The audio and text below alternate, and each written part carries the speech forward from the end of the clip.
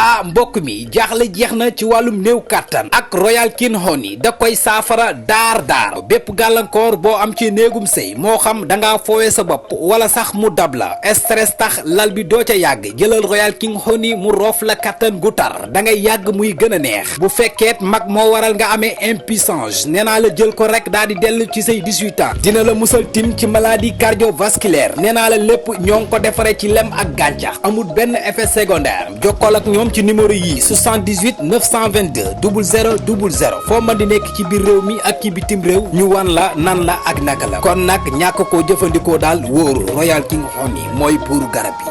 Ces derniers jours, des accusations graves ont été portées contre ma personne. Je ne suis pas ici pour m'engager dans des polémiques, ni répondre par l'invective.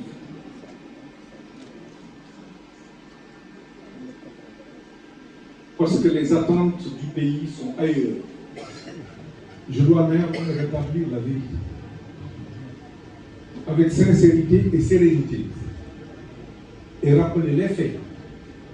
Rien que les faits. Tout au long de ma carrière, j'ai toujours servi le Sénégal avec rigueur, transparence et intégrité.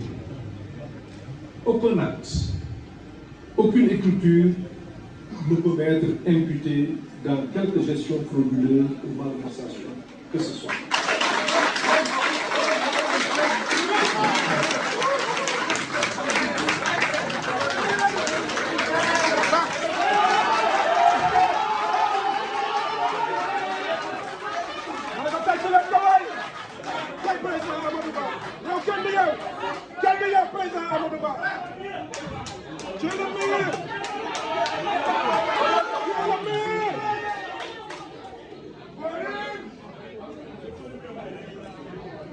Je dis bien, aucun acte, aucune écriture ne peut être imputée dans quelque gestion frauduleuse ou malversation que ce soit.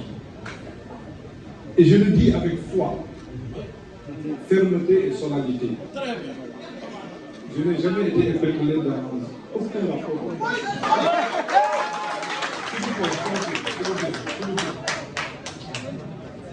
J'ai servi mon pays dans le respect strict des règles de bonne gouvernance. Et je rends grâce à Dieu pour cela. Aujourd'hui, certains m'accusent sans apporter la moindre preuve concrète. Il est facile d'accuser sans fondement, mais la vérité demeure. Je n'ai jamais falsifié les statistiques budgétaires. Et je nourris un doute profond sur la véracité de ces allégations. Il m'a été reproché des faits prétendument couverts par un rapport d'audit sur la période 2019-2023. Je tiens à rappeler une évidence. De 2019 à 2023, je n'étais plus ministre de l'économie et des finances. Mon passage au ministère des Finances s'est terminé le 6 avril 2019.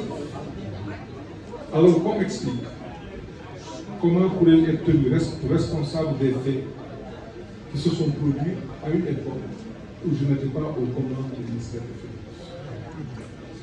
Ces accusations me semblent non seulement infondées, mais sont révélatrices d'une volonté délibérée de nuire ou de désinformer.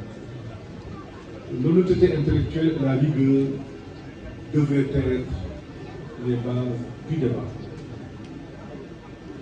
Ce qui est attendu du gouvernement, c'est de répondre aux besoins du peuple sénégalais et non de se livrer à un jeu de diversion. Je les invite à sortir des querelles et à se concentrer sur l'essentiel, c'est-à-dire gouverner pour le bien de notre pays.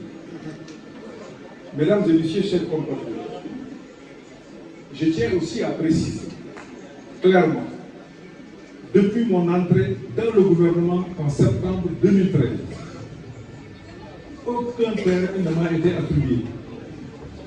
aucun immeuble, aucun appartement, aucune villa de l'État ne m'a été cédée ou octroyée sous quelque forme que ce soit. Ces accusations d'accaparement de biens publics nous concernant sont injustifiées et relèvent de la pure calomnie et du dénigrement. Je n'ai jamais détourné les biens de l'État, ni failli à ma mission de service public. Dans la position où j'étais et dans l'organisation qu'il y avait au niveau de ce ministère, ce n'était pas possible. En tant que serviteur de l'État, je n'ai jamais menti au peuple sénégalais, ni cherché à me dérober à mes responsabilités. Ce parcours, je l'ai mené avec honnêteté et j'ai la conscience tranquille. Ces accusations apparaissent dans un contexte particulier, celui de la préparation d'une campagne électorale, où on cherche à semer la confusion, discréditer ceux qui, comme moi, ont consacré leur vie au service de la nation. Mais je tiens à être clair, rien ne m'empêchera, à part le monde, d'aller à la rencontre des Sénégalais pour défendre ma vision et mon engagement pour le pays.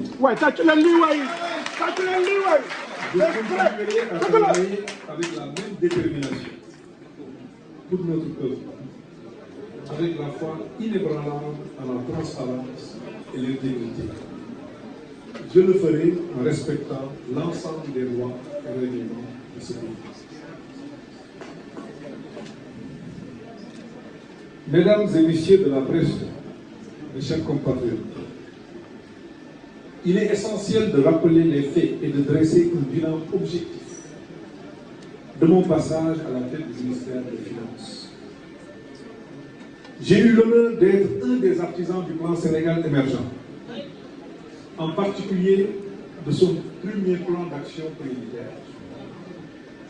Ce plan a marqué un tournant décisif de notre économie en renforçant le cadre macroéconomique et en créant une dynamique de croissance forte et soutenue sur 5 années consécutives. Grâce à cette trajectoire, le produit intérieur brut du Sénégal avait enregistré une hausse moyenne de 6%.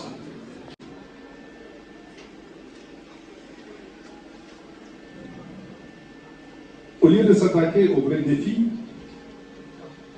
aujourd'hui, la menace, l'intimidation et la division sont érigées en principe.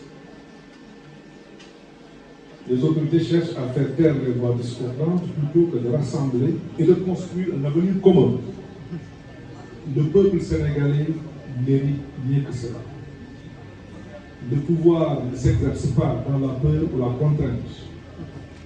Le pouvoir s'exerce dans le dialogue, la concertation et l'action au service du bien commun. En République et en démocratie, le pouvoir s'exerce par la persuasion et non par la théorie. ah mbokk mi jaaxle jeex na ci wàllum néew kàttan ak Royal King Honey da koy saafara daar bépp gàllankoor boo am ci néegum sëy moo xam dangaa foowee sa bopp wala sax mu dab la stress tax lal bi doo ca yàgg jëlal Royal King Honey mu roof la kàttan gu tar da ngay yàgg muy gën a neex bu fekkeet mag moo waral nga amee impuissance nee naa la jël ko rek daal di dellu ci say 18 ans dina la musal tim ci maladie cardiovasculaire nee naa la lépp ñoo ngi ko defaree ci lem ak gàncax amul benn effet secondaire jokkoo ak ñoom ci numéro yi 78 922 00 00 foo mën di nekk ci biir réew mi ak ci bitim réew ñu wan la nan la ak naka la kon nag ñàkk koo jëfandikoo daal wóoru Royal King Honey mooy buuru garab yi